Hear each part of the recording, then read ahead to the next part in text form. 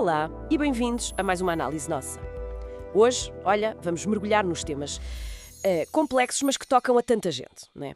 Vamos falar daquele esgotamento mesmo fundo que às vezes a gente pensa, é só preguiça. E também dos sinais, tipo, para perceber se uma amizade é mesmo verdadeira. E ainda do peso que certas palavras dos pais podem ter na nossa vida. A nossa conversa vai basear-se em 3 fontes do canal Psych2Go, que costumam abordar isto de forma bastante direta. A ideia é pegar no essencial, sabem? Ajudar a distinguir o burnout de preguiça, a sacar aqueles padrões de amizades que se calhar não nos fazem bem e a perceber o impacto das palavras na infância. Quem é que nunca se sentiu assim? Exausta, sem saber bem porquê? Ou ficou com aquela pulga atrás da orelha sobre uma amizade? É disso que vamos falar. Pronto, vamos lá ver isto? Exatamente. E são temas que, olha, estão mais ligados do que parece à primeira vista. O burnout, as amizades, as palavras que ouvimos em casa, tudo isso mexe com a forma como lidamos com o estresse, como nos ligamos aos outros, ou não, né? E como nos vemos a nós mesmos. Olhar para isso é chave para o nosso bem-estar. Sim, sem dúvida. Então vamos começar por aí, por essa linha que às vezes é tão difícil de ver, entre burnout e, vá lá, preguiça.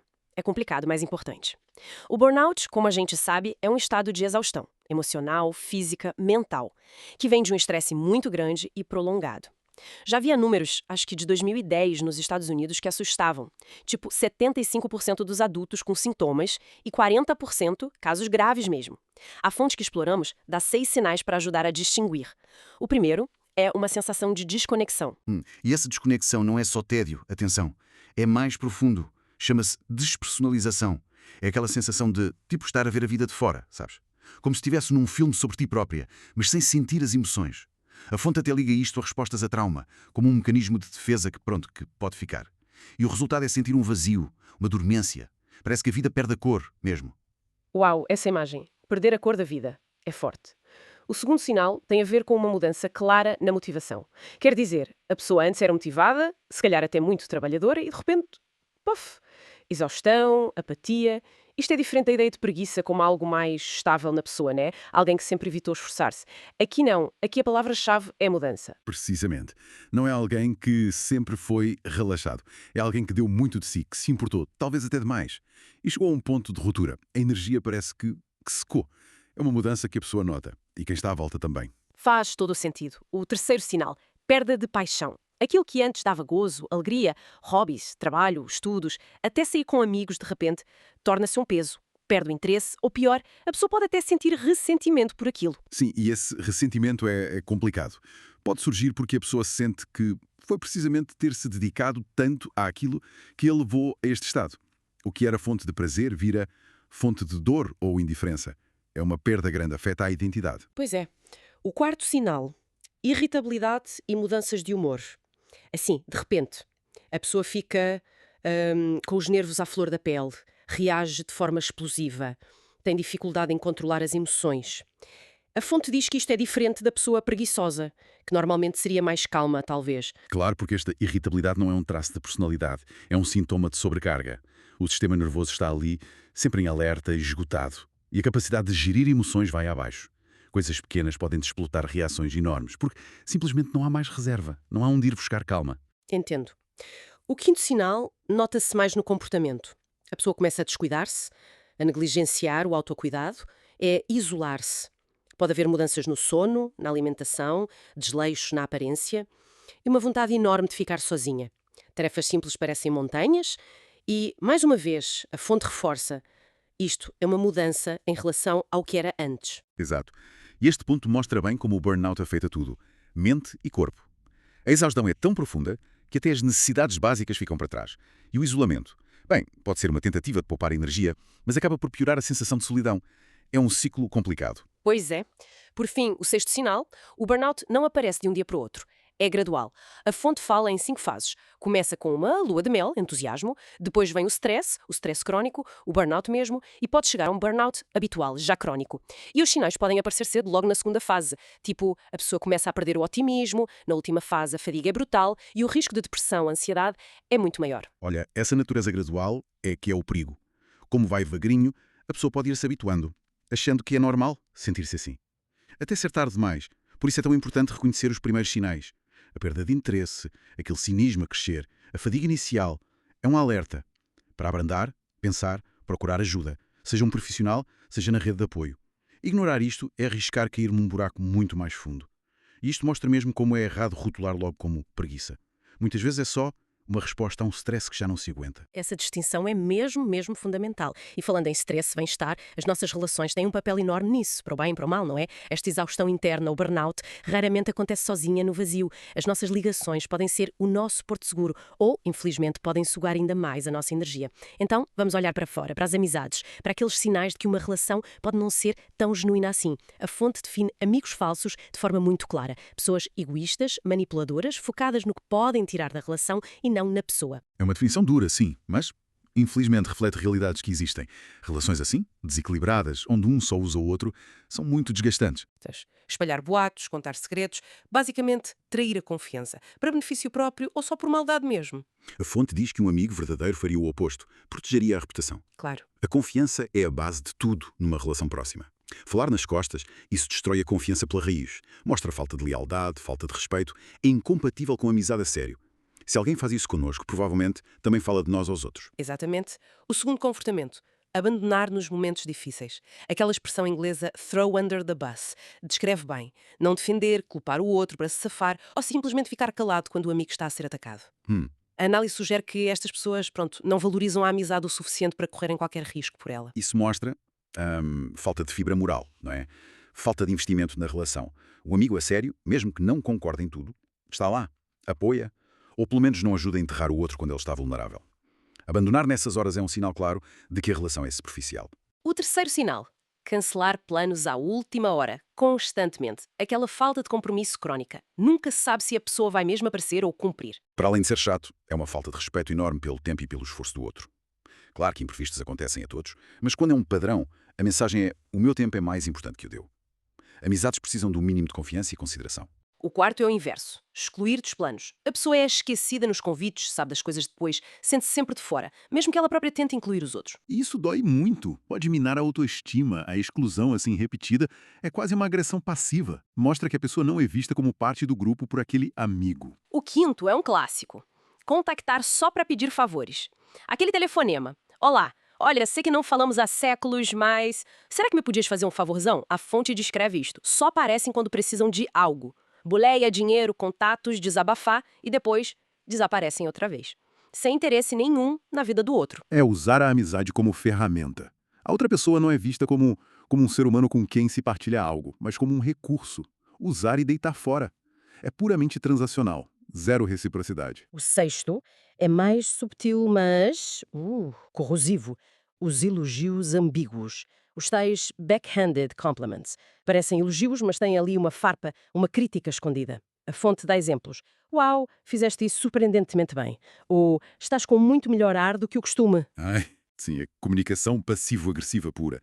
Muitas vezes revela inveja e insegurança, julgamento disfarçado. Em vez de ficar feliz pelo outro, tenta diminuí-lo subtilmente. Numa amizade saudável, os elogios são genuínos. O sucesso do amigo é motivo de alegria, não de comentários assim. Exato. E por fim, o sétimo sinal. Falar só sobre si mesmo. A conversa é sempre sobre os problemas dele, as conquistas dele, a vida dele. Não há espaço para ouvir o outro, para os assuntos do outro. É um monólogo. Isso mostra um egocentrismo gigante e falta de empatia.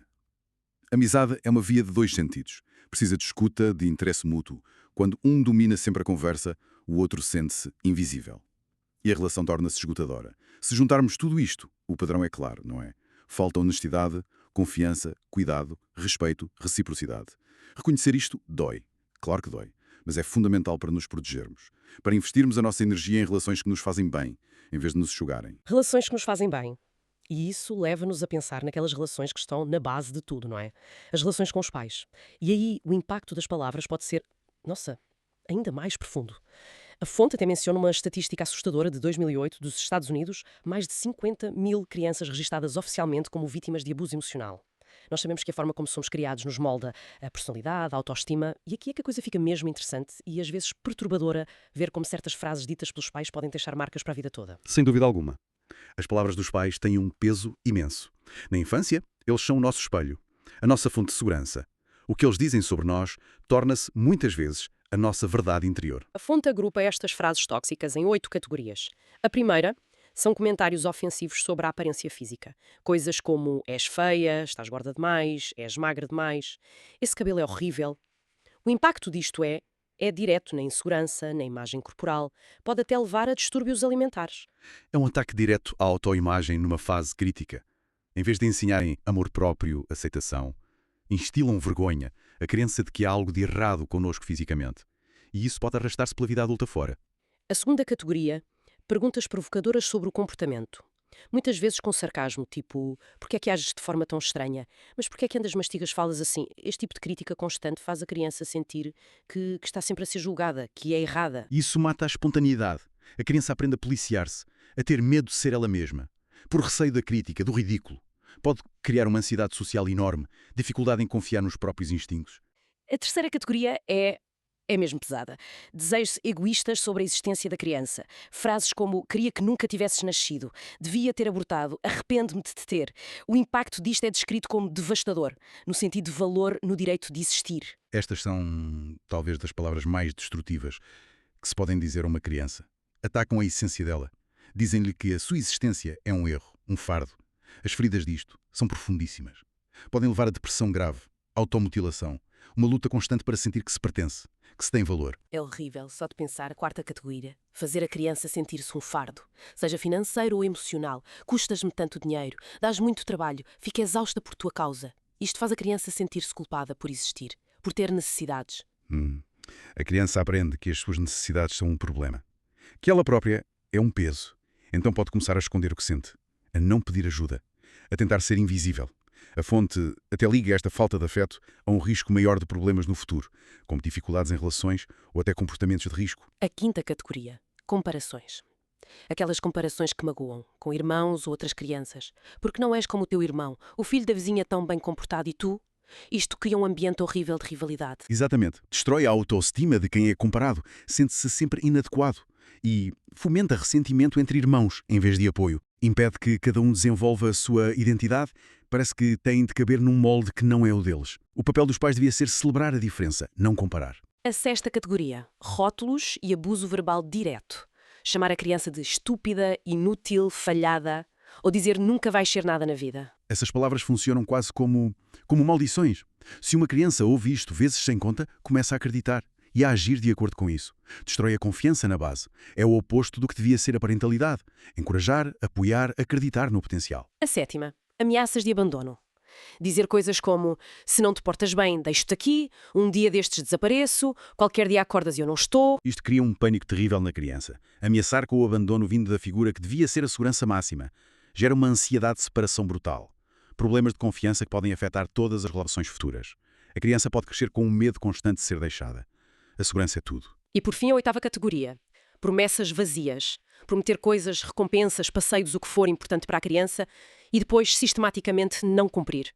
Isto ensina à criança que a palavra dos pais não vale nada. Quebra a confiança fundamental. Se não pode confiar naqueles que deviam ser a sua base segura, como é que vai aprender a confiar nos outros? A consistência entre o que se diz e o que se faz é crucial para construir segurança. Todas estas categorias mostram bem como as palavras, mesmo sem violência física, podem causar danos psicológicos e emocionais enormes. E que duram. Ok, foi muita coisa importante que vimos, recapitulando assim rápido. Percebemos que o burnout é bem mais que preguiça, é um esgotamento sério, com sinais claros, ligado a estresse a mais. Vimos os sinais de alerta em amizades que podem não ser boas para nós, onde falta respeito, confiança, equilíbrio e, ufa, mergulhámos no poder por vezes destrutivo das palavras dos pais, na nossa infância, na forma como nos vemos. E o que é fascinante nisso tudo é ver como estes temas se ligam, não é? O burnout, as relações com amigos, as marcas da família. Tudo mexe com a nossa vulnerabilidade, com a nossa necessidade de pertença, com a nossa identidade. Por exemplo, estar preso em amizades tóxicas ou carregar feridas de palavras duras em casa. Isso pode deixar uma pessoa muito mais vulnerável ao burnout, porque falta o apoio, falta a força interior. E o contrário também. O burnout pode levar a isolarmos, o que depois dificulta ter relações saudáveis. É tudo interligado. Essa ligação é mesmo poderosa. Então, o que é que a gente leva disto tudo? Fica aqui uma pergunta, talvez para quem nos ouve pensar. Num mundo que nos manda tantas mensagens contraditórias, de fora, não é? E onde o nosso próprio estado interno, como a exaustão, pode baralhar a nossa percepção, como é que a gente pode fortalecer a nossa bússola interna? Como é que podemos aprender a distinguir melhor o que nos faz bem do que nos faz mal, seja no trabalho, nas amizades, na relação com o passado, para podermos ativamente proteger o nosso bem-estar e construir uma vida mais nossa, mais resiliente, independentemente do que vem de fora. É algo para pensarmos. E com isto, fechamos esta nossa análise.